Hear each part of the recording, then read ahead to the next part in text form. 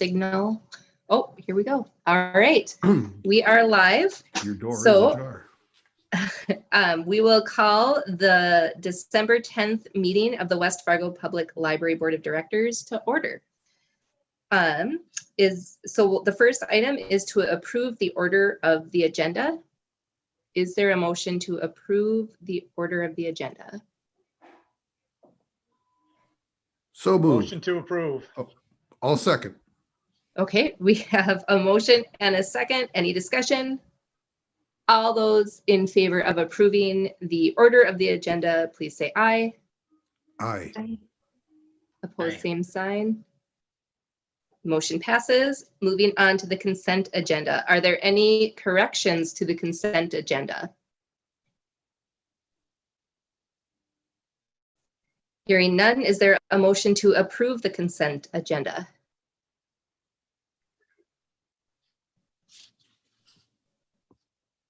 Yes, I will move to approve the consent agenda. We need to do this in a round robin. Take Thank you, numbers. Larry. Yeah. Okay, and Steve's second. Is there any discussion? Hearing none, all those in favor of approving the consent agenda, please say aye. Aye. Aye. Opposed, same sign. Motion passed. Okay, Carissa, we'll move into the regular agenda. The first item is the appointment of representatives to the Mobile Library Task Force. Can everybody see my slide that I have up on screen? Okay, awesome. Well, good evening, board members. At last month's meeting, you approved the formation and bylaws for a mobile library task force to assist us in planning for outreach services, and the main component of that, of course, being the Little Red Reading Bus. So I'm excited to recommend to you tonight a group of representatives for the task force. And we posted and shared the position publicly starting on November 23rd, and the application was open through yesterday.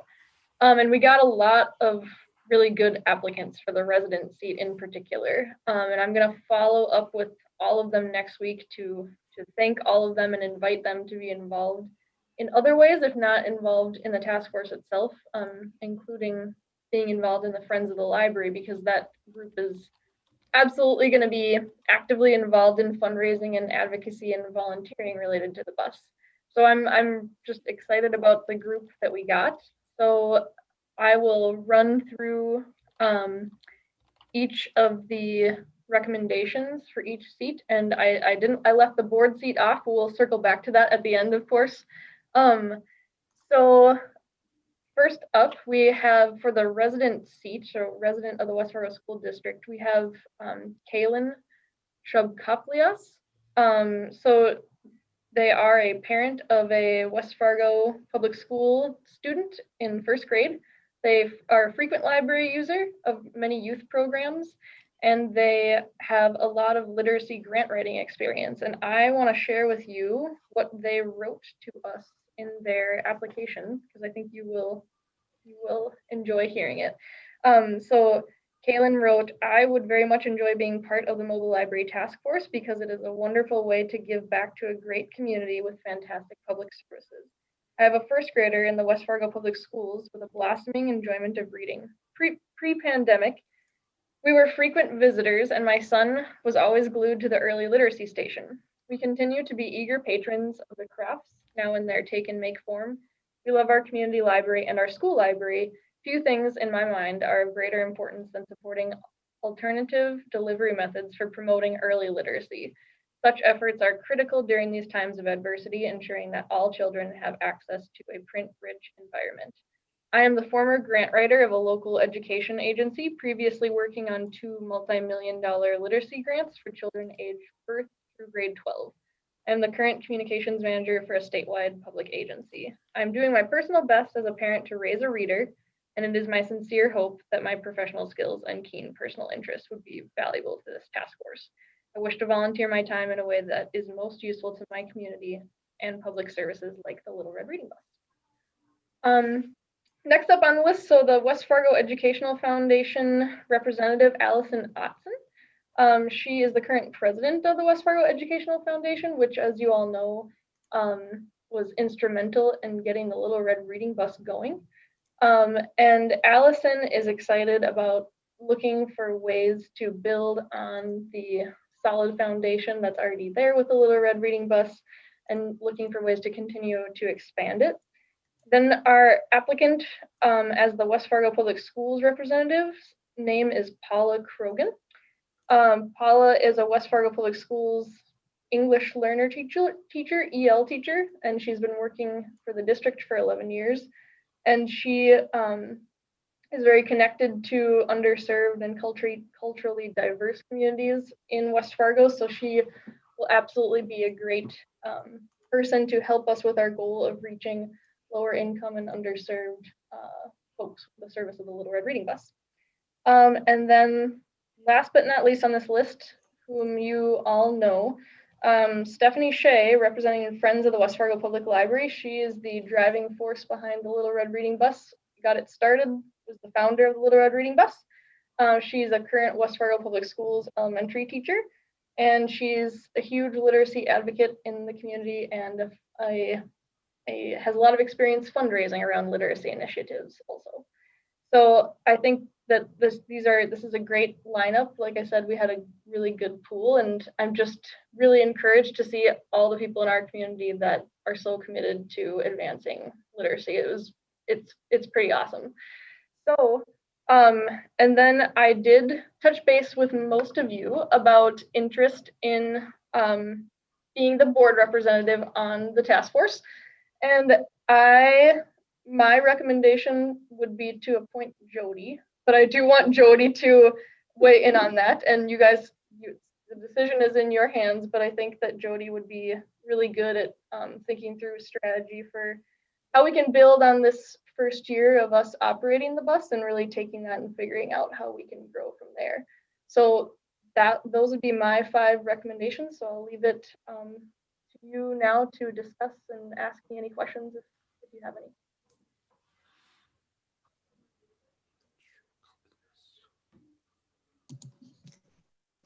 Carissa, this list looks really good. Did you say how many people from the community put in an application, or maybe that's not information you want to share? Yeah, it was about a dozen in total. Oh. Which is, I can say, you know, I haven't been at the WFPL as director when we've had a board seat open yet, but I have worked here before that, and so I remember how many applicants we would get when we opened a board seat, and it was never a dozen. So I thought that was awesome. This was a good, successful turnout, I would say, for a position like this. So.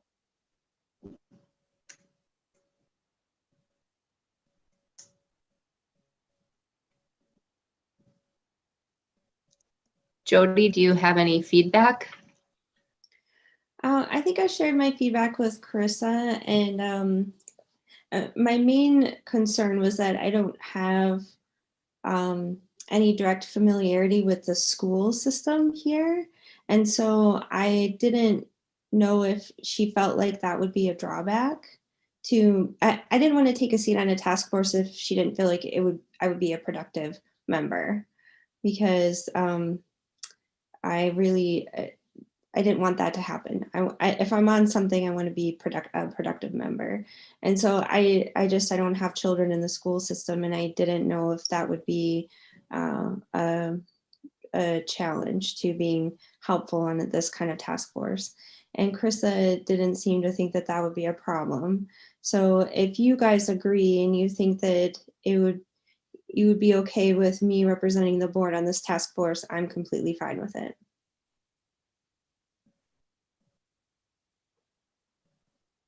I think it can be a nice counterbalance to maybe have somebody who doesn't have somebody in the school, because it looks like it's going to be very well represented. And I thank you for volunteering to do this.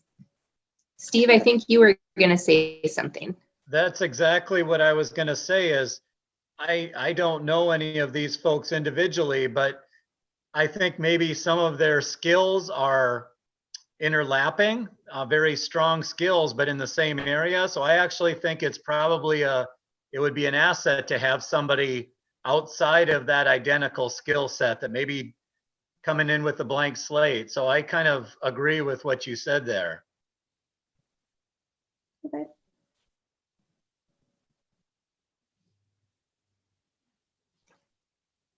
I believe that Carissa is looking for a motion to approve the representatives to the Mobile Library Task Force. Is anybody prepared to make that motion?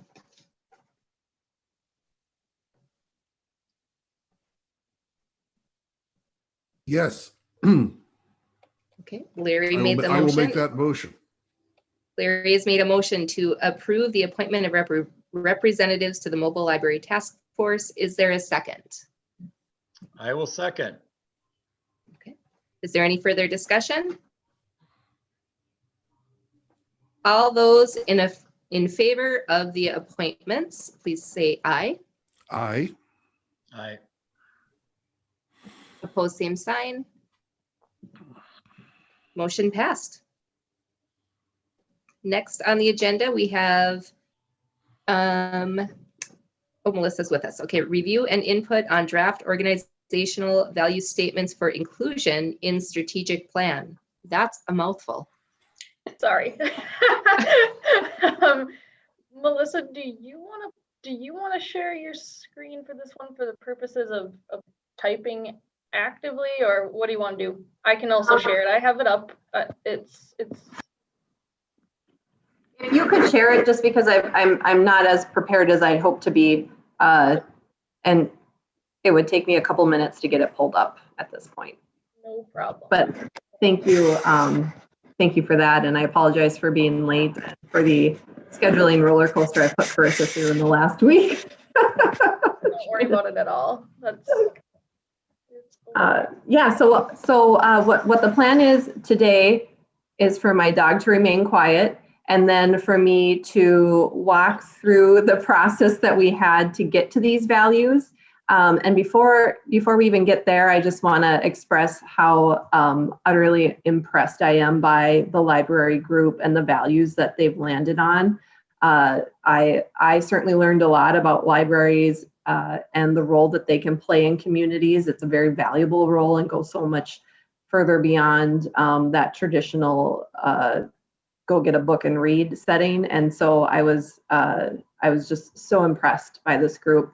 After we settled on the 5 values, I started to watch for job openings for the library just in case something came about that I could squeeze into, because it just seems like a really nifty place to work. And when we think about values, there's a couple things that I want you to keep in mind as we go through this. And one is this is really the library determining its culture and how you can expect employees to treat each other and how you can expect the employee environment that Carissa builds to develop. And it's also about how you can, based on that culture, what you can guarantee patrons will experience, or hope to guarantee what patrons can experience as they come and visit. And so, or based on one of the values, as they run into library experiences somewhere in the community. So with that, what I wanted to do is just walk. I'm gonna can I add a couple things to that, Melissa, and then let's roll. You can roll into talking about the process, and I'll advance the slides for you. So can people see what I have up? Yeah. I'm gonna type in it, so I'm not gonna, okay, good. So just to take a couple of steps back and just add a couple more points to what Melissa was talking about. So this fall with the library board, we've been talking a lot about the public input component of our strategic plan, which is a huge key driver in the development of the plan. And if you remember back earlier this year when we started talking about our plan and how it would be developed, there were other drivers as well in the creation of the plan in addition to public input. And public input is not a plan in and of itself, although it is a key element that's going to drive the overall development of the plan. So I'm saying this because side by side with our work with Folkways, we've been talking internally, like Melissa was talking about other components of our plan and that overall plan framework. And one of the things we've been talking about is this set of organizational values. And I think this is the part of the plan, or a part of the plan, where we've really engaged staff and leaned on their expertise to develop it. And to add to what Melissa was talking about in terms of internal culture, I see this set of organizational values as serving a number of purposes for us. And one, it's a tool that we can lean on as a staff and a board when a difficult decision needs to be made. Two, it's also about branding and the way, and it's a tool to kind of communicate some of the key practices within the library field to the public and others. And then I think it's also a tool for us to use next year when our plan is complete to audit some of our services and policies and procedures and communications practices so that we can think critically about some of the differences perhaps between our values and what our current practice is in some cases, and kind of work to bring those two things into alignment. So I'm excited about these because I see a lot of utility for them and us, and I really want them to be used. So as you kind of give us input tonight, you can kind of keep that in mind. So in order to develop the set of values that you'll look at tonight, we worked as a staff throughout the fall, and we brought in Communications Director Melissa Richard, who's here with us tonight, to facilitate those discussions. And she's just been fantastic in helping us ask ourselves the right questions about the values and our intent behind our definitions and our terms. So I'll turn it over to you now, Melissa, to fill them in on some more details about the process that we went through. And yeah. Absolutely, and thank you for, I failed to introduce myself, so thank you for that as well. I was just like, let's get into this because it is exciting. So we are in the internal expertise area, and one of the things when we talk about branding that we want to make sure is that experience is authentic and that we're not asking the staff to create something that doesn't feel right and true to them. And so that's one of the reasons why these conversations are so important. So there's a few just events that we've done in the last year. I can't believe it's been a year, and that we have on this list. And I'll maybe point out the January 20th session is where we sat down with all staff, or as many staff as we could, and started working through what does the best library look like? What does the worst library look like? What does the best and worst look like in terms of specific areas like operations and employee culture and collections and things like that, and came up with a lot of points that were very good. So we took that and I actually turned it into, placed it into a SWOT analysis. And that's not really, that wasn't really the intention, but it brought to light a lot of good content for that. And so we developed a plan framework and then reviewed that SWOT analysis and had and did a little just actual SWOT analysis work with the library services managers.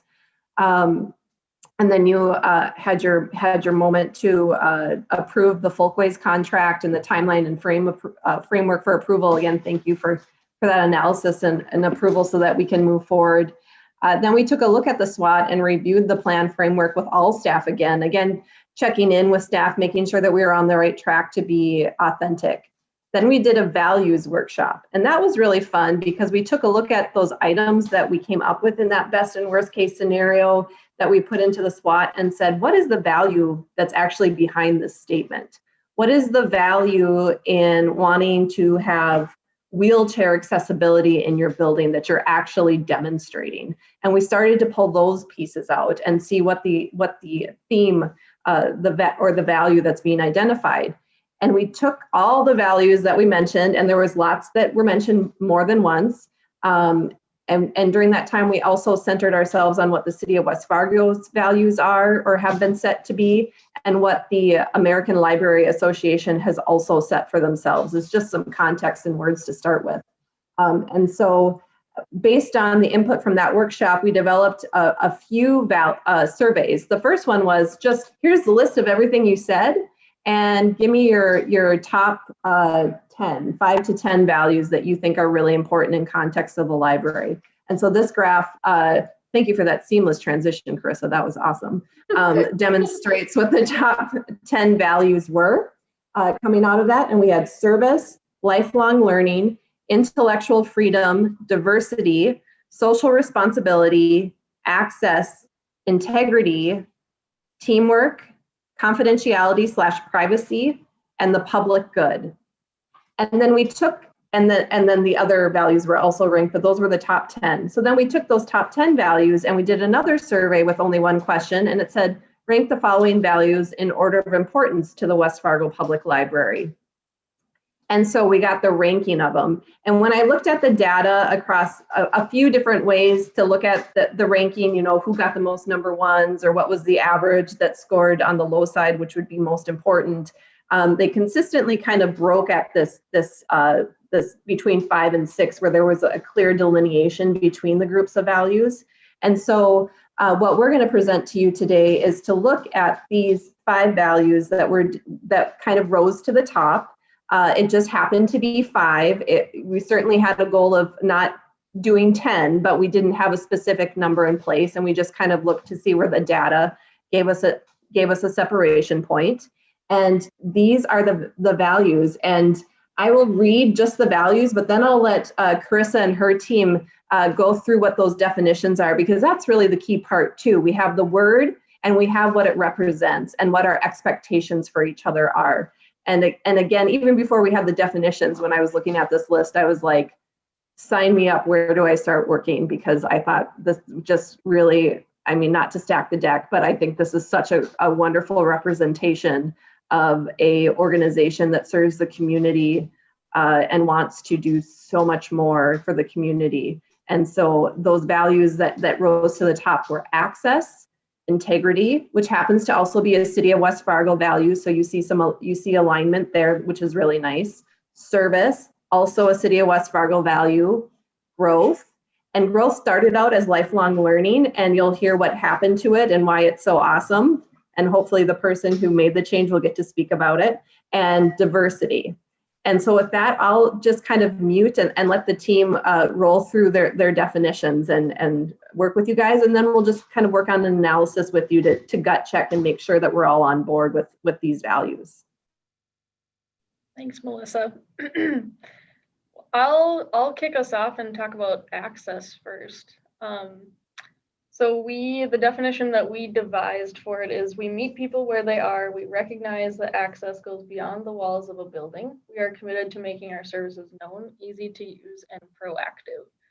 I would say that when we were working on this definition as a staff, the value itself we easily landed on when selecting from options, but it did take us a while to hash out a definition for this value.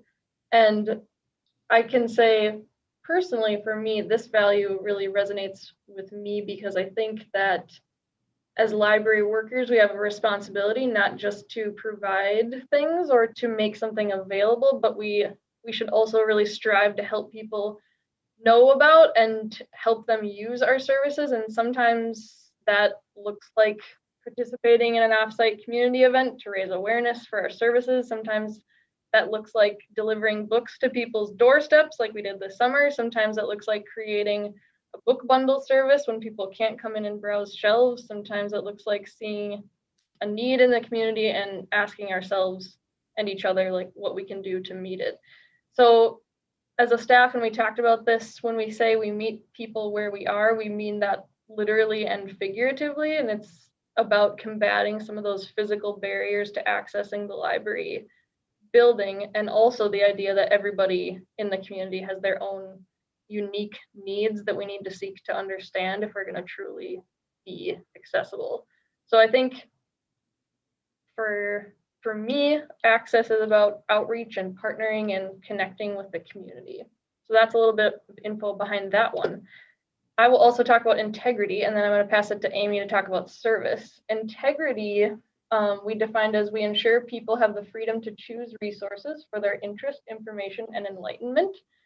And this definition stemmed from discussions related to the set of values that Melissa referred to that we developed internally as a full city staff. Citywide, we've defined integrity as doing what's right even when nobody is looking. So as a staff, we asked ourselves, what does that mean in our setting specifically? And our discussions turned to the concept of intellectual freedom, which the ALA defines as the right of every individual to both seek and receive information from all points of view without restriction. So in other words, we don't seek to make judgments about why somebody wants a certain resource or prevent somebody from accessing something based on our own opinions.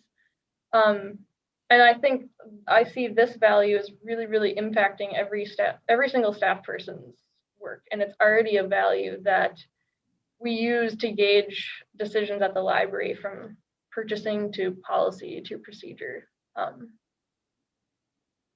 Amy, you want to talk about service? Sure. Hi, I'm Amy Hitch. I'm the circulation supervisor.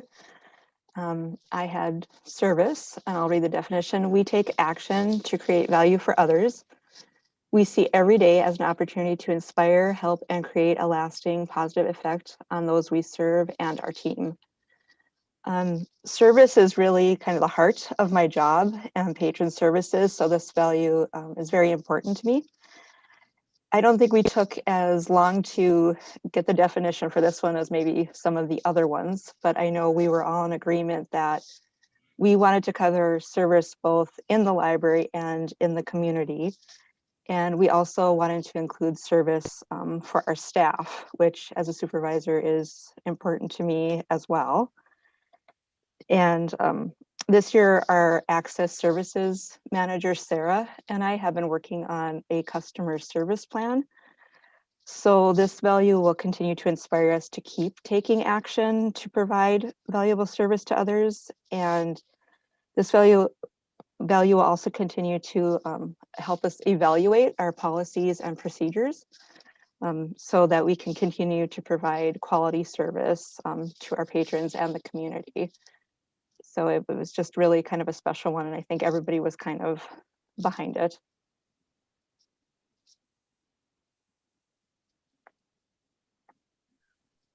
Thank you for sharing. You're welcome.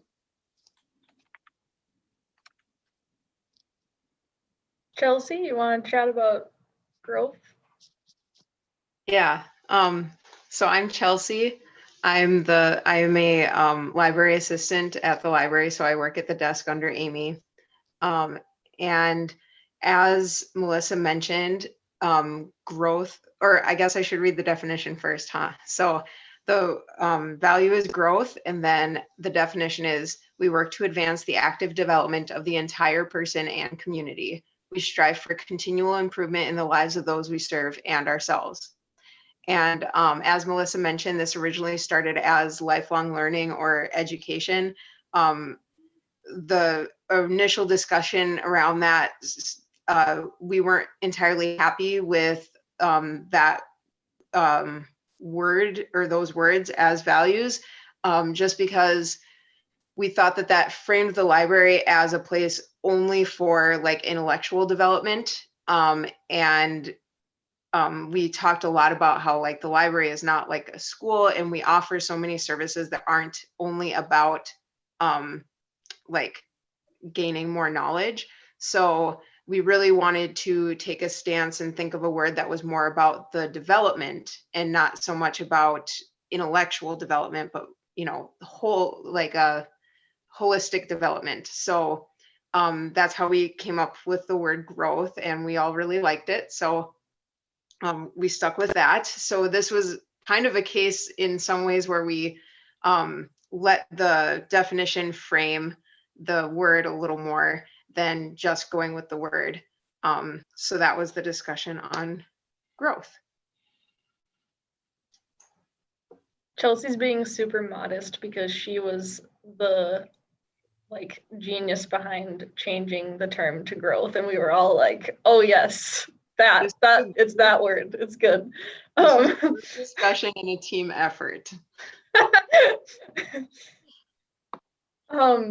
Last up, the last one of the 5 is diversity, and we have defined it as we deliver equitable representative resources, services, and technologies to all, especially those who may experience barriers. And I think looking back at the whole list of staff engagement sessions and meetings that we've had in the whole year, like if I had to pick out one really standout underlying theme, it would probably be diversity. This is a concept that I remember staff talking about and actively bringing up at every single one of those meetings. And so it's really been a theme of all of our discussions this year, and it's something that's extremely important to our staff, that we work on building a more inclusive library, and we are excited about that, and we know that we have work to do, but we're excited about that work.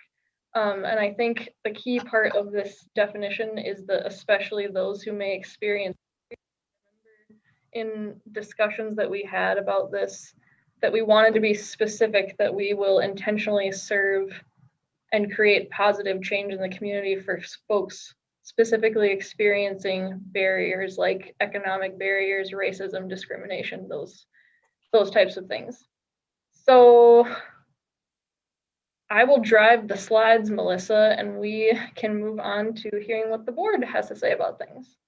Yeah, and if you just wanted to stay on that last slide for just 1 second, the other thing that I wanted to point out before we move on, and that is very critical, I think, when it comes to values, especially when you're choosing multiple values, that I feel each one of these concepts stands alone very well. They're unique concepts, they're not overlapping, but they also work very well together. And so, they're individually they're strong, but as a formula, they're also strong. And I think Carissa also brought up auditing programs and services and the actual plan that we're making against these values to ensure, I say we, like I'm going to get to do any of this fun stuff, but against these values to ensure that these values are also constantly communicated. And that's such a great use of values, that we're not going to put them on a piece of paper, put them on the wall and say, oh yeah, I'm supposed to do that, but that you're actively incorporating and measuring against, I think is wonderful. So if you want to go to the next slide, Carissa, our plan of action now is to walk through each definition with you a little more closely and have an opportunity for discussion if you'd like. And one of the things that we would like to do is have gut check time and say, do we feel this definition will work for employees in terms of the culture that we're setting? Will it work for the community? And we're using community and not a word like patrons or visitors, because we see from our values that the library is really looking to make an impact on the community level. And then stakeholders, and the stakeholders would be you guys. And the reason why, and there are other stakeholders, but you're the most critical because these are also what you lean on when you're making tough decisions, or there might be some criticism about decisions. These are supposed to be the armor that you have to stand behind the decisions that the staff make and what is happening. And I think there's been some examples in the past where collection decisions have been questioned, and you were able to really rely on the professional values to reinforce that decision. And now you'll have even more to stand behind. So when you look at access and meeting people where they are and recognizing that goes beyond the walls of a building, the employees have said that this works. So if I could be so bold to say that's a check, we can let's have some discussion on what you think the community, if this works for the community. And staff have thought that this does work for the community, but would love to get your input on that as well. I think the little red reading bus will greatly help maybe the traditional definition of access. I think we can really make an impact on this one simply by the year that we're bringing out the little red reading bus. people understand physical access, and so we're going to provide that. So good timing for this one. That's great. And I think as you think of how the library staff adapted to the shutdown and the pandemic in terms of offering physical resources, but also then throwing their time into video and online offerings and programmings, you can see access really in action there. And this is one of those areas where when you start to layer it with like the value of diversity, we also start to look at what are the accessibility issues that we need to think about, and what are the choices that we're making, and are they serving everyone in a way that they want to be served?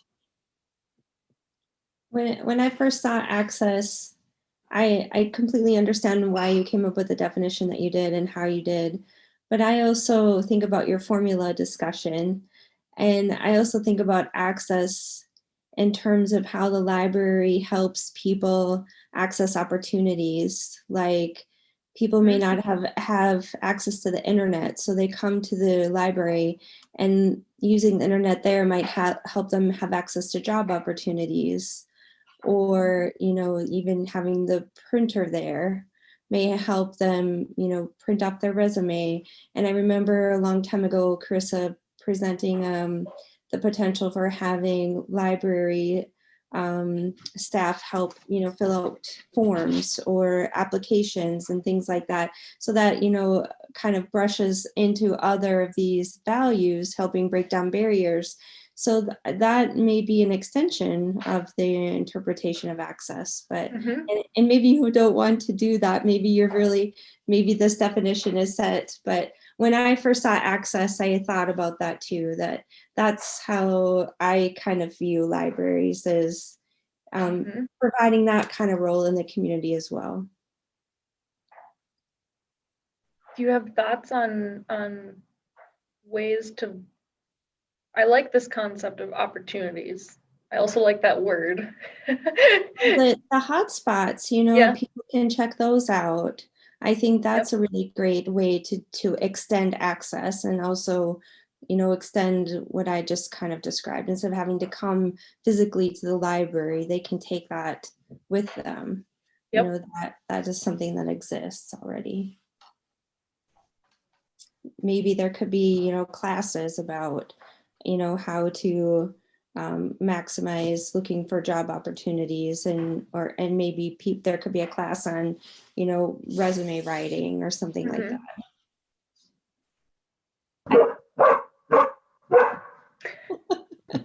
So close. That's a point well taken right there, I think. I think it important, Carissa, that at least for this particular value, if not for all of them, that stories be gathered from people from the community. Because it's one thing to say that to your funders, the city, that yes, we have 10 Wi-Fi hotspots.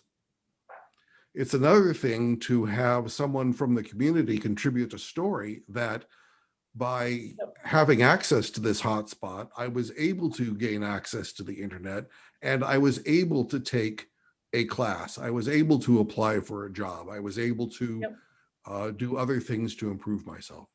Absolutely. Yep. And that is part of the plan, is to have evaluative measures that we know how we're gonna measure how we're gonna do the things we say we're gonna do in the All plan. you need is time and staff. I mean, other than that, it's easy. Right.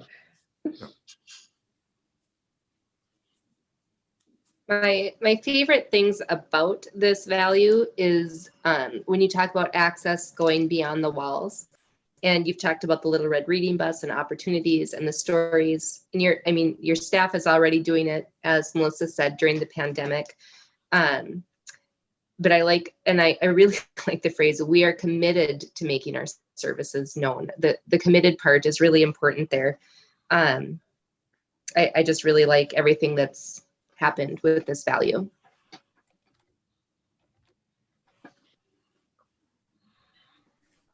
Should we move on and circle back if more thoughts percolate up? Okay, sometimes that happens because, like we said, they're all related a little bit. So, And there are some really good points there. The dog is also outside now.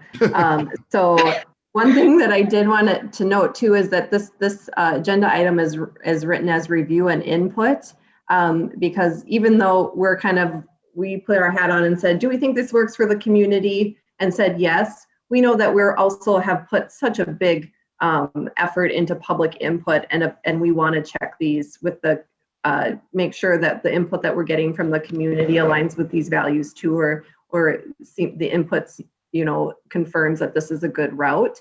And so I want to say that maybe if we could, that this isn't an approval today, and the approval will come at the end with the full plan, and you'll see them in context even more.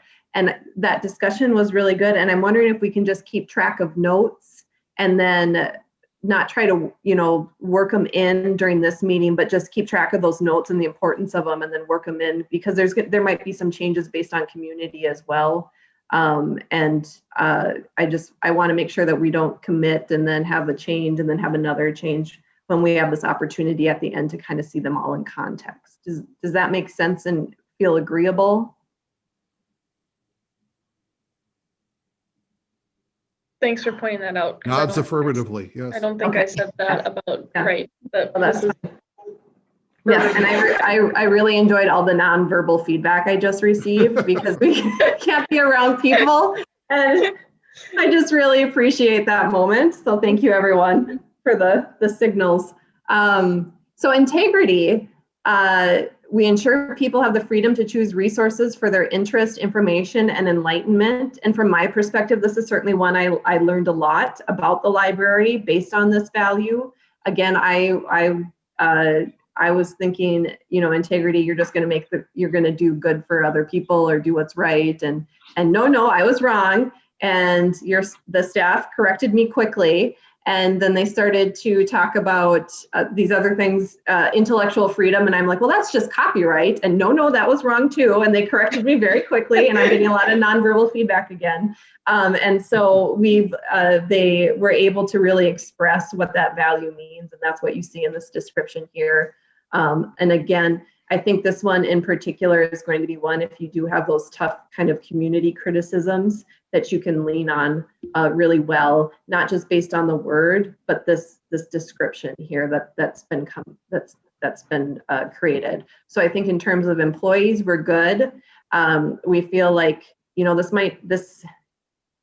during times of criticism, the community might not appreciate this value, those that are critical, but it will serve the community well. And so we think that's good, but public input will be a factor into that. And so we presented to you, the stakeholders, to get your feedback on that.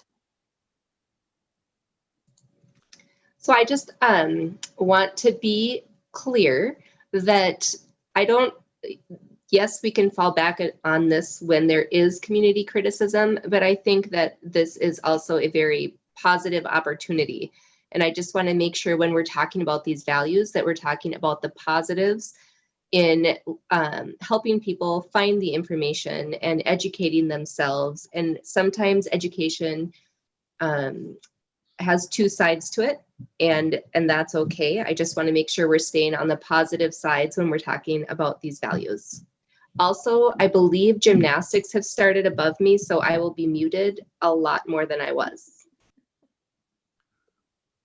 I have a comment about this definition. And this is that. Everybody's values can't be number one.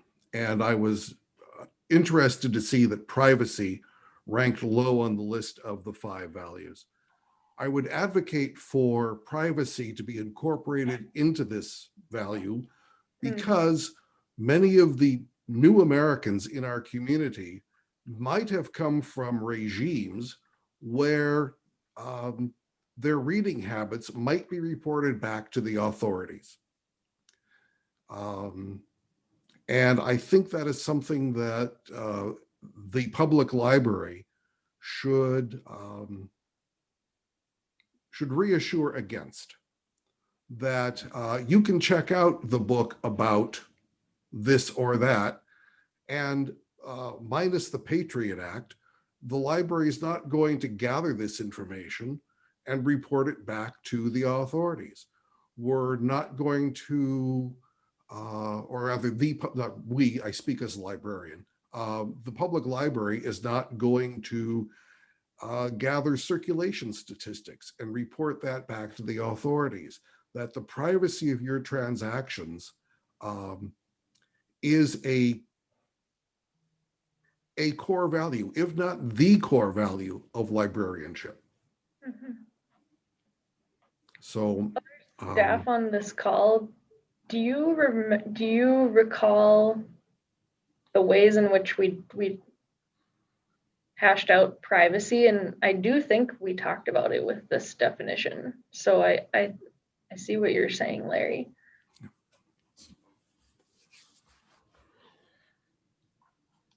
I've I been think we thought that concept was wrapped into the word freedom, but just as there was some intentional choices in like access with the word committed, because privacy isn't so important, we should look at making that an intentional choice.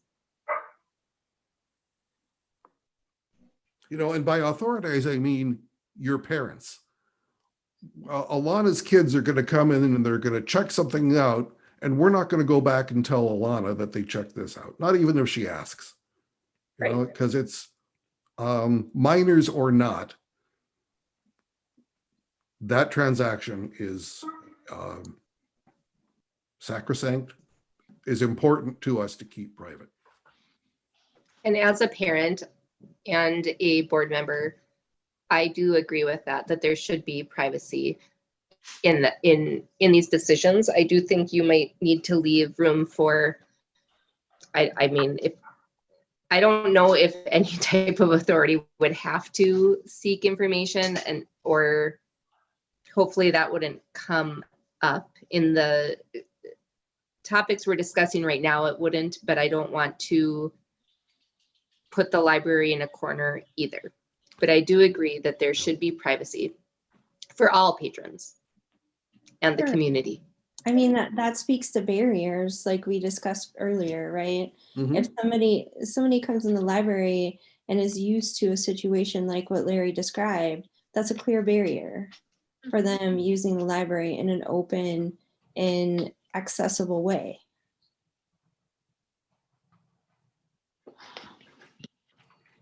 Absolutely. And I think it was Amy, was it you that mentioned when the self-checkout stand was put in place that there was a patron who noted that they would have loved for that to have existed when they were younger and checking things out, and it kept them from accessing the content they actually wanted to get at, which probably could have been very helpful.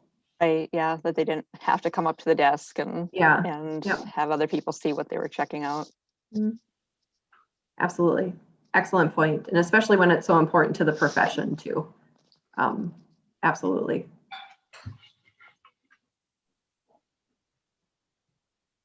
Any other comments that we wanted to think about? All right, let's move on. Oh, sorry. I just have a quick question. Krista, do you have a way to solicit input from patrons? Like if they come in and say, you know, I wanted to have books on this topic and there aren't any here. And, you know, it's difficult for them to get it through interlibrary loan. Is there a way for people to ask for a particular topic? Yep. Okay. I think, we call it a purchase request. Oh, Yep. okay. Yep. So, and people do that pretty regularly. We have a way that they can request something that for us to purchase, not just a interlibrary loan request like you're talking about. We have online and paper way that they can do that. And then obviously we get those sometimes too, just verbally. People will put in requests like that. So yeah, do you have other ideas about that or thoughts about that? No, I was just, you know, if this was a limitation, you know, if there was a Mhm. particular topic. Right. And yeah, I guess it just would be good if it could be anonymous. Yep. Okay.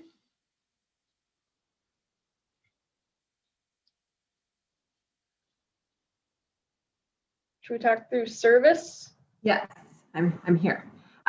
Service, I really love the first sentence of this definition. I think it's such a great action, or all actions in the sentence, but it's just such a great doer mindset for service, proactive service. And I know that's something that the library has been working really hard on not transitioning to, but really reinforcing and make reinforcing. So we take action to create value for others. We see every day as an opportunity to inspire, help, and create a lasting positive effect on those we serve and our team. And again, as Amy had mentioned, it's not just about the service that you provide to those that are there or who you're interacting with, but it's also about the team and that culture. So we felt employees was great. We felt we were on the right track for community, and we provide it to you for your input.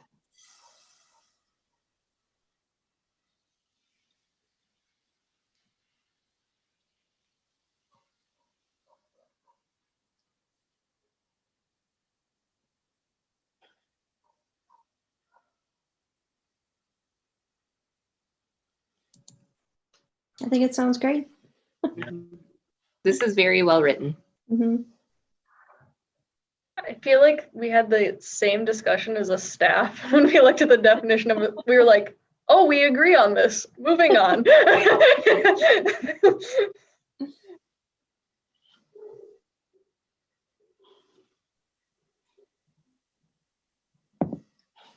Okay. Should we move on to growth and circle back again if we need to?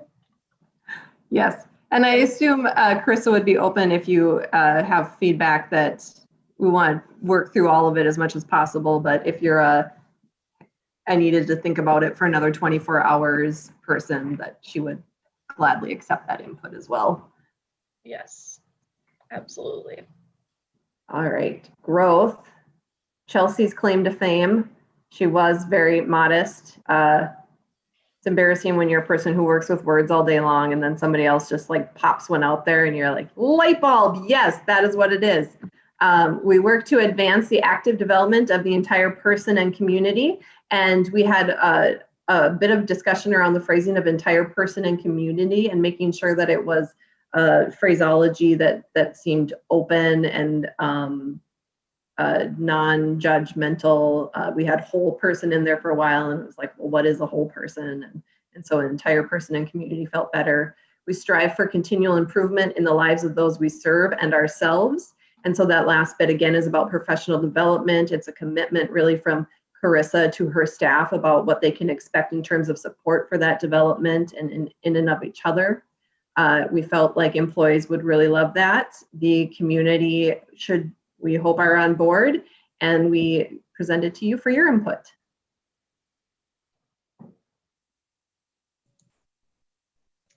I like that we're talking about continual improvement. Carissa and I have talked in the past, and maybe the board too, about continuing education of the librarians and going to professional development and conferences.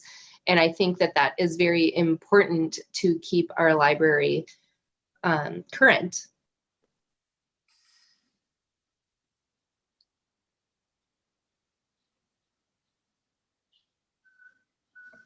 Yeah, it's well phrased. It's another action statement. I like that. Very active.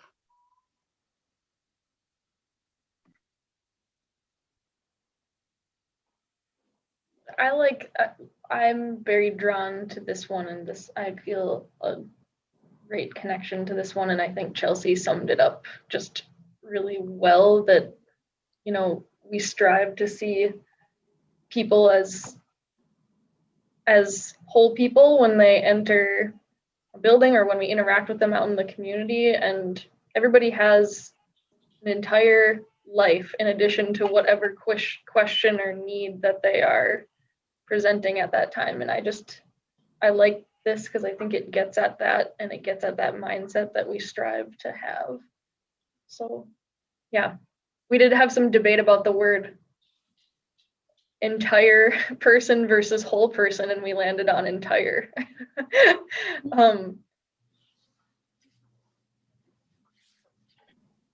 I would say too, Steve, on the topic of the active and action, Carissa was very intentional as she was reviewing these and adding to them, that she was selecting statements that were about action and necessitated action and couldn't just be written and placed on the shelf and not touched again. And that was something that she was really intentionally looking at and making sure that those values were call to actions for staff and for the library. Yeah, good. Oops, sorry. Sorry, Steve. I didn't mean to cut you off. To Alana's point, is there something that you would want to put in here that is specific to developing the collections in the library? Like to keep it current, or did you specifically leave it like this?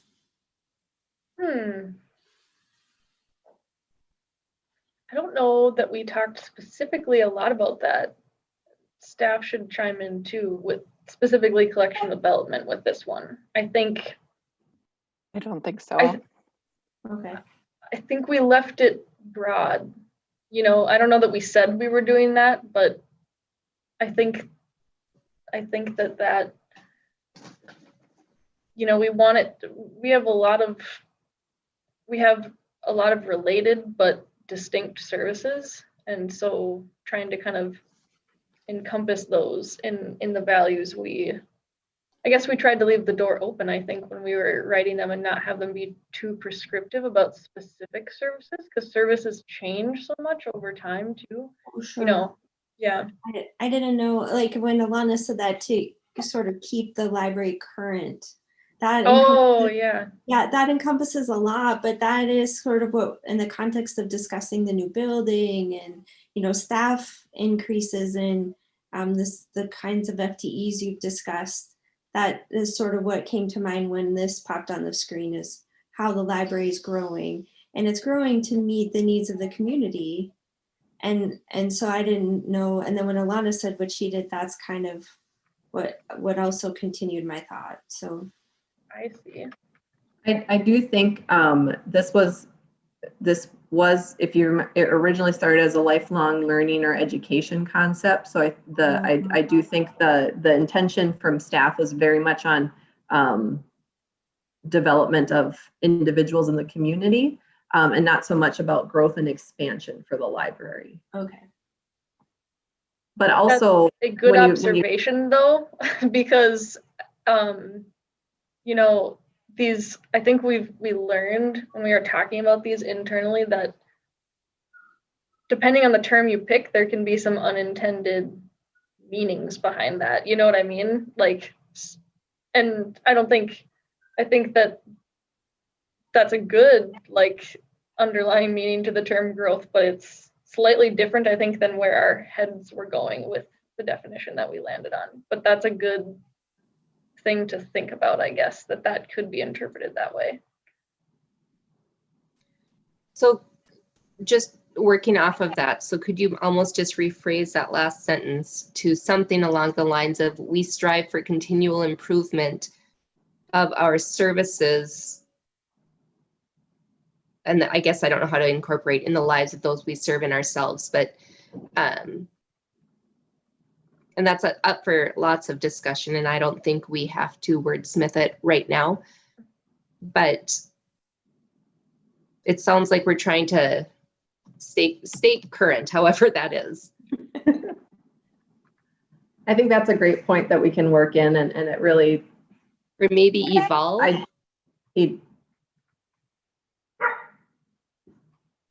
Well, it identifies that these are the things that we can offer to provide that continual improvement for those individuals, but some of it's on the individual as well. To enrich the current generation, to enrich current and future generations, perhaps.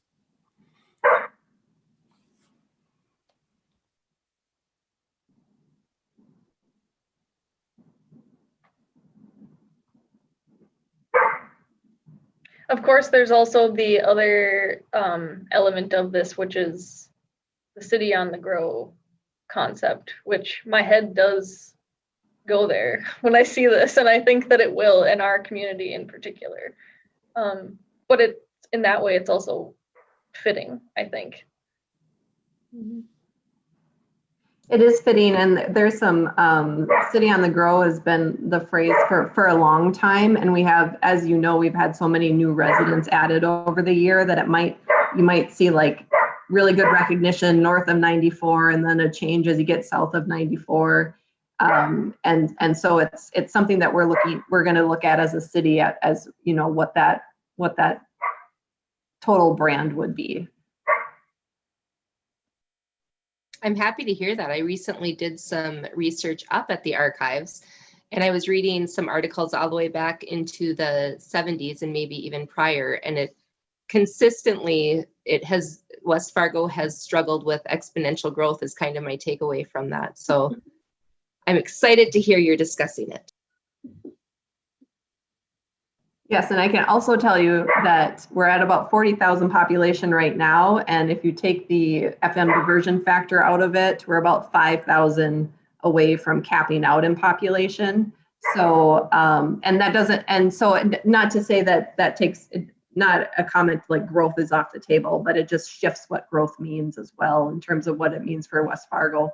But if you look at the total city and the decisions we're making about offering plazas and cultural amenities and investing in diversity initiatives, you can see that concept of development of the self and the community coming through as well.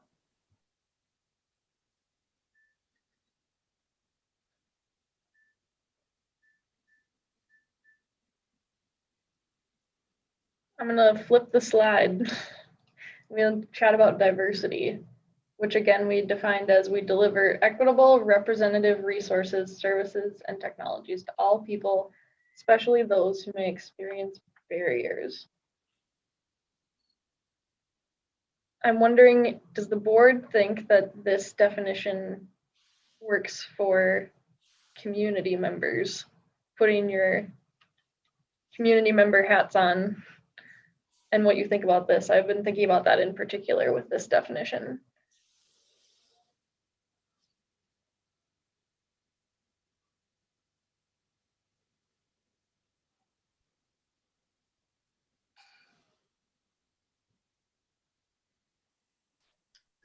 For those of us that aren't experts at wordsmithing, I wish I had about three different examples to choose from. I do like the last part, especially those who may experience barriers, but I wish I had more examples to choose from to see if there was a better way to phrase that or not. I agree with Steve on that when we were talking about being equitable, but are we then focusing on those who have barriers more so with the word especially? And I'm not saying that we shouldn't be. I just want to make sure we are being fair in the value. I think when I have been on other committees that have addressed diversity, it's so hard to spell out how you're going to specifically address diversity and not leave groups out. So when I have seen diversity statements like this, it is much better, or it usually defaults to something like this, where you specifically state that you will address groups that it will, experience either, racism or, a specific barrier, or if you're going to address all diversity like this is that who may experience a barrier or barriers. That makes it much more inclusive. So when I saw this, I liked it, and it is how I've seen diversity statements written in the past. I guess that's my experience.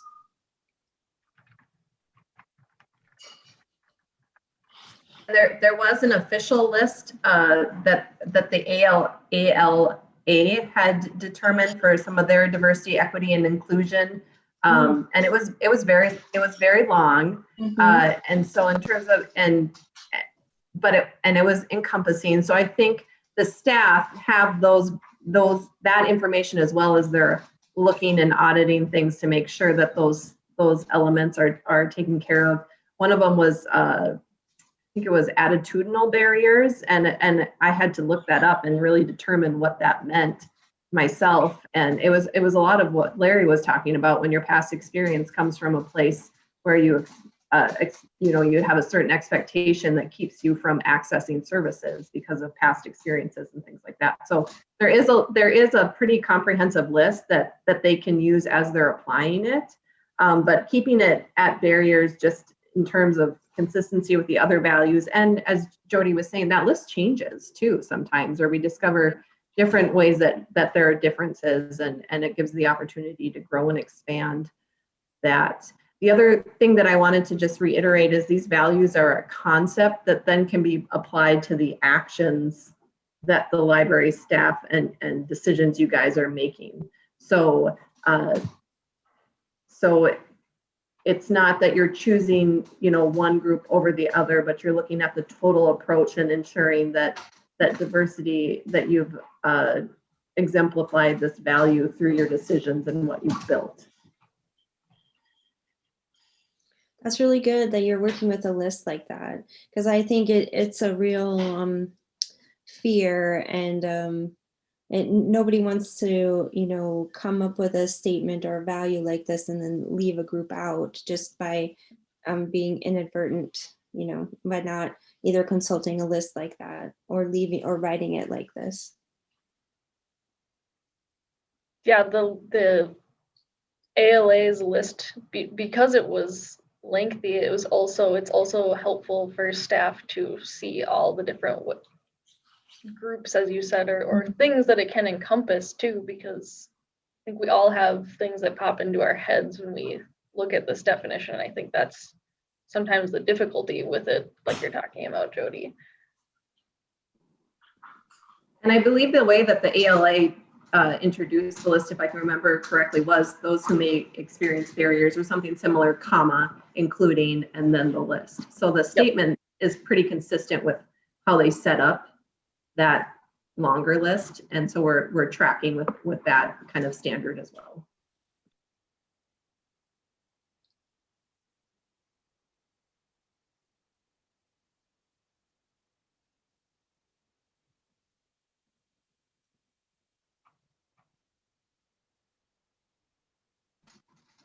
Any other comments? And the thing is too, this one in particular, as we're looking at that public input and what the community is open to or wanting or expressing, this can be one that we're really tuned into and making sure that we're matching up to how the community wants it or how the community needs it to be expressed.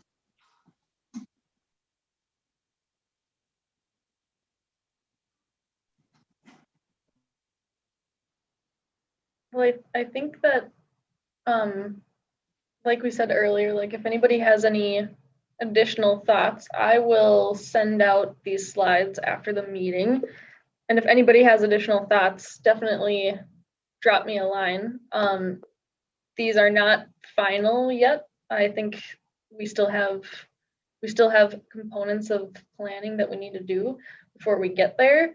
And I'm gonna keep bringing back strategic planning items to you all with pretty consistent cadence now, whether it be to review and provide input to the work that Folkways is doing like we did last month, or just review and provide input on other plan components like we did tonight.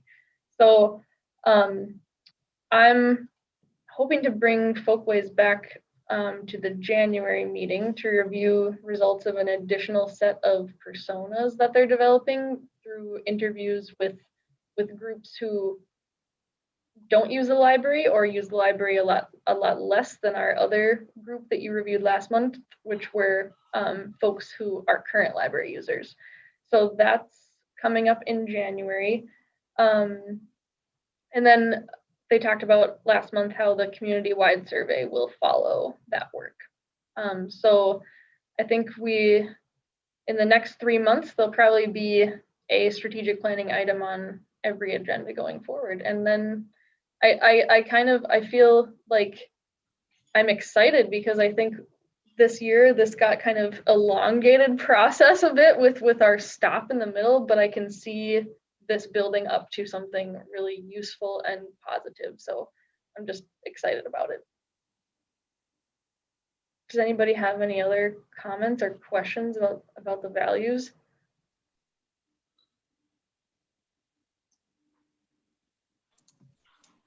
I just want to thank the staff and everybody who worked on this. This looks wonderful. I can tell a lot of work went into it, and I think you should be very proud of what was presented today. I would echo those sentiments, and I will hop off and let you guys finish up, and hope to see you again soon, because you're on the tracks, and that's really exciting. So Thanks, Melissa. Thank you guys. Thanks for being with us.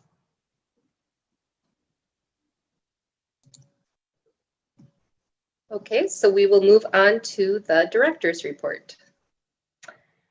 Okay. So just a couple updates on our what we're currently doing for services in the library. We haven't had any changes since last month in how we're operating on-site services. We're still open for curbside pickup and by appointment only at this time. And an interesting stat, as I was looking at our monthly statistics for November and looking back at prior years. So in the month of November, we were open most of the vast majority of the month by appointment only. And we had our highest circing November out of the last 3 years in 2020, which is interesting. So even though we had the most limited access, we had the highest circ, which is, I don't know what that means necessarily out of this entire year of ups and downs, but I just thought that was interesting. So, and I do, on this note too, just want to thank the library board for sticking with us and supporting us and giving us good guidance during this entire year, which, thinking about this time last year, it's just like a totally different world. So I just appreciate the support that you've all given us, and definitely given me in my first year as director. So I just wanted to add that on too. A few other things, and then I'm going to turn it over to Lauren to give a programming update. We have one exciting thing this month. We've been working with the West Fargo Public Schools, and we are going to be integrating our main ebook collection into the catalog of the West Fargo Public School libraries. So that means that the entire collection of materials that are available in our resource called Overdrive are going to be accessible and viewable to students right from their school library catalog, which is excellent. It is one channel for students to access a large portion of our electronic material versus them having to access it from different catalogs and apps and things. So I think it'll really increase the accessibility of those materials to the students. So it's awesome. And it's great that we are able to partner with the schools on that and provide additional resources to them, especially during this time. A lot of the teachers and library media specialists expressed to us just how important it is to provide additional access to electronic material. So that's pretty awesome. So Molly Flass-Fuller, our collection development manager, and I have been working with the schools on that this month. Last week, Folkways led a workshop with staff. So last month, they presented personas to you, which they put together based on interviews with library users. So last week they conducted a workshop with us using the personas that you all reviewed. And so first they had staff learn about the personas and their various needs and pain points and things like that. And then they led us through a series of problem statements that they drafted around the personas and a series of what they refer to as how might we questions. And so I'll give you an example of what one of those looked like, and you'll remember this persona from last month. So they had us take sort of, if you remember, those list of motivations and pain points around certain users' experience of using the library, and they drafted a statement like this. So Halima is a new American from Somalia who wants to share the services of the library with others in her community, but is unsure how to invite them into the library space. And then they had staff consider questions like this. How might we support new American ambassadors? How might we welcome more new Americans to the library? And then from there, staff worked through options for services and programs, etc., that responded to some of those needs and problems that folks had in accessing the library. So the purpose of it is for it to be something that we can adapt and then repeat as we continue on and use the personas to develop services. So this was kind of like a dry run, if you will, for how to do service development based on the needs of real community members, which is pretty cool because we had these tangible examples based on our actual users to work from. So that was last week, and I mentioned in an email to all of you that we are still looking for folks who do not use the library, who are willing to do brief interviews with Folkways.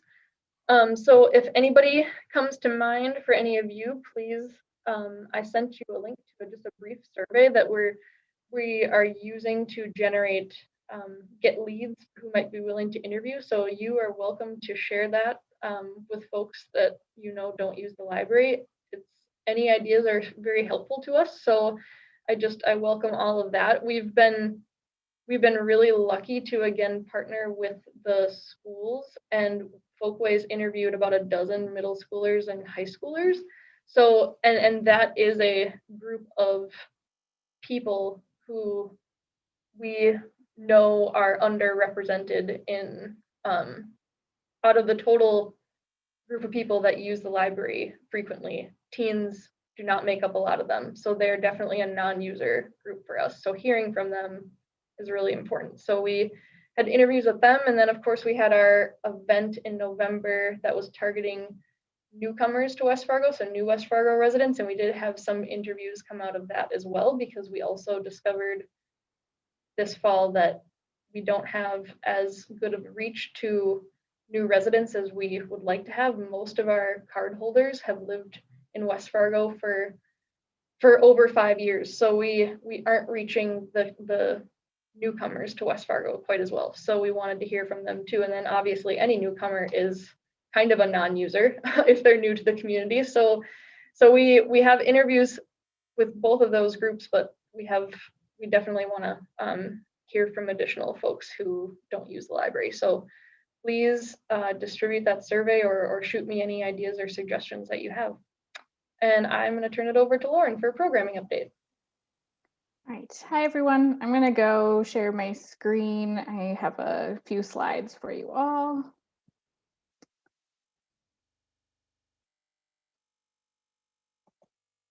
All right. Can everyone see that? Okay. So programming update for the last month and a half or so, we have gone back to doing 100% virtual programming. So this last month and a half, that's kind of taken a few different forms. So we've been utilizing Zoom for a lot of live story times, live meetings, webinar workshop type things. We've also, because of the current library operating, been able to also have kits available for pickup, whether that's a kit that they take back with them and do entirely kind of on their own, or if that's incorporated into our events. We've had that element we've been able to utilize. And then we've also been utilizing Beanstack again as sort of another challenge, another platform to reach people. So some of our virtual programs we've had this year, or this last month and a half. As I mentioned, we've done virtual story times, so they've been live story times via Zoom. These also incorporated kits, so families can register, grab a kit within the week before, and then they can use the kit during our story time. So we read some stories, we do a craft and a little STEM activity as well. So they're able to kind of take part like they would in the library, but just from home. We also had weekly NaNoWriMo, how to get that right there, virtual write-in events weekly where they could meet. And that's November's National Novel Writing Month. So we had a few different activities going on with that. So we had a Beanstack challenge as well that I'll talk a little bit about. And then people could join in weekly to kind of chat about their writing and how the process was going. As Carissa mentioned, we had a Welcome to West Fargo panel event for some newcomers to learn about services. And we were also able to utilize that for our Folkways project there. We had an Introduction to Family History webinar, genealogy assistance, one-on-one assistance, and then our book clubs and Twisted Stitchers also utilized Zoom to kind of meet virtually as well. We're trying to do a lot more surveys and get some of those direct feedback from people. And so far, it seems like people do appreciate that we're able to still do some of those classes and services as that response on the right there mentioned. So for our kit program, so again, some of these were kits that are used in a program and some were, oops, sorry about that. Some were, sorry, trying to get this out of the way. Some were part of a program and some were just kind of take and make type programs. So our storytime kits, as I mentioned, they supported our live story time. So about 6 to 15 kits went out during the week, depending on the week, and then families could join us via Zoom on Tuesday evenings to take part in the story time.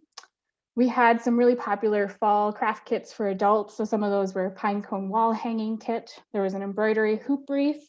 And all of these sold out, or the registrations filled up really quickly. They were quite popular. People seem to enjoy those. For families and kids, we also did a Thanksgiving turkey craft for the whole family kit. So 31 of those went out with about 3 different projects in there that the whole family could take part in. And the comment on the top left there is a message we received from someone who just really appreciated having the kit bring a little bit of fun and normalcy back to the holidays, which I know have been looking different for a lot of people this year. And they've really missed kind of the library and story times. And then we also had a take and make holiday tree lighting craft kit. Originally, we were going to take part in the West Fargo Events holiday tree lighting event they were having, but when it moved to virtual, we still had the kits available just to pick up at the library. And that picture and comment down on the left there is a message we received that someone's mom also enjoyed making it. So it's nice to kind of see that all ages are really enjoying the kits and the crafts that we're doing. Beanstack, which if you remember from summer reading, was a new tool we utilized this summer, which you can track reading minutes, track what you're reading, you can add reviews, and we can do a variety of challenges from reading minutes, tracking that, to activities, and all different sort of activities within, or challenges within Beanstack. So a couple of the ones we've been running this fall are the NaNoWriMo challenge, which patrons would use Beanstack to track their progress writing. The hope is that you have the month to write the novel. And then if you took part, you had a chance to win some prizes within that. And then, as I mentioned, it also incorporated that weekly write-in event kind of meet up via Zoom. We had 15 people take part in that one. And then the Hawks Fall Into Reading challenge was one that I partnered with Heritage Middle School and their media specialist to do a fall kind of reading challenge to get kids sort of back into the habit of reading. So the goal was just to read, I think it was 16 hours, which breaks down to about like 100 minutes a week or like 20 minutes a day kind of thing. So they would do that from September through the end of November. So Callie from Heritage Middle School, she kind of helped register the kids in the classes. So we had 429 kids registered, and then about 111 ended up completing it. So reading that whole 16 hours. And in total, 307,121 minutes were read. So it was pretty successful, and the kids seem to really enjoy the platform. So we're already looking ahead into kind of further collaborations we can take within the school, and kind of that middle grade and high school kids especially seem to enjoy that. And then as for upcoming programming, as of yesterday, we started our Mitten Tree Drive again this year. It'll run through January 9th. Usually in past years, we have an actual tree up in the library that people can just bring mittens, hats, and scarves for children and put them on the tree. However, we want to make it a little more accessible since we are only really open by appointment and kind of limited hours. So instead we have a donation box down in our lobby next to the curbside tables. So it's a little more accessible so people can come in anytime during the day that we're open and drop things into that bin. So we always look for new or like new hats, mittens, and scarves for kids. And then we will take those in the new year to the West Fargo schools for them to distribute to kids in need. And we already had a large pile donated day one, so that was wonderful to see. We have one more virtual family story time next Tuesday night. We have another kit going out in the 21st of December. This one is some winter STEM activities for families to kind of take part in together. We have a winter themed trivia program for families to take part in, or kids. So it's all about winter activities and winter weather, kind of things like that. That'll be live with Zoom. And then we also, looking ahead to January, have an employment and job skills community resource panel that will be another one that people can learn more about some services in the metro area for learning job skills or finding jobs and things like that. And that was my real quick run through of programming. The participation with the middle schools in the Beanstack challenges is phenomenal. That's a lot of students that participated. I think we had about 500 to 600 people that participated in our virtual summer reading program on that platform. Isn't that right, Lauren?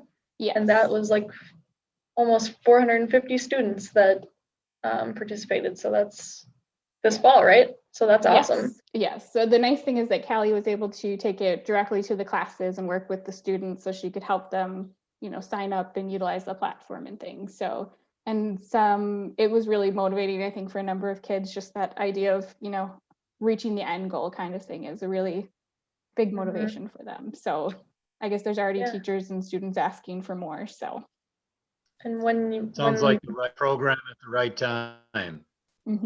Yeah, I remember that when we met with Callie, and Callie is the library media specialist at Heritage, she was talking about how the biggest challenge that she sees with middle school students is just them connecting with what they are interested in personally at that age. So I can see that this had a big impact. So that's awesome work. Yeah, they had a lot of freedom to kind of choose to read what they wanted to read and what they enjoy. And it was more just a matter of keeping that reading going and getting back into it when they're back in school. Does anybody have any other questions for us?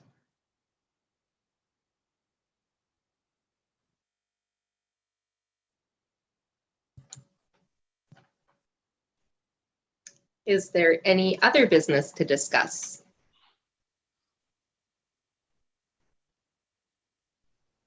Okay. We'd just like to say to the staff, thanks for working so hard. It's impressive and awesome. So thanks. Thank you. Get some rest. It'll be a bit 2021. We're almost there. Things have to be better. Yeah. Do not say the other thing. Yes, it has to be better. And the cat says it's time to go now. Well, if somebody could make a motion to adjourn. So moved. Second. Any discussion? Take care of that cat. All those in favor say aye. Aye. Motion approved, meeting adjourned. Thank you and happy holidays, everybody. Yeah, happy holidays. Thanks.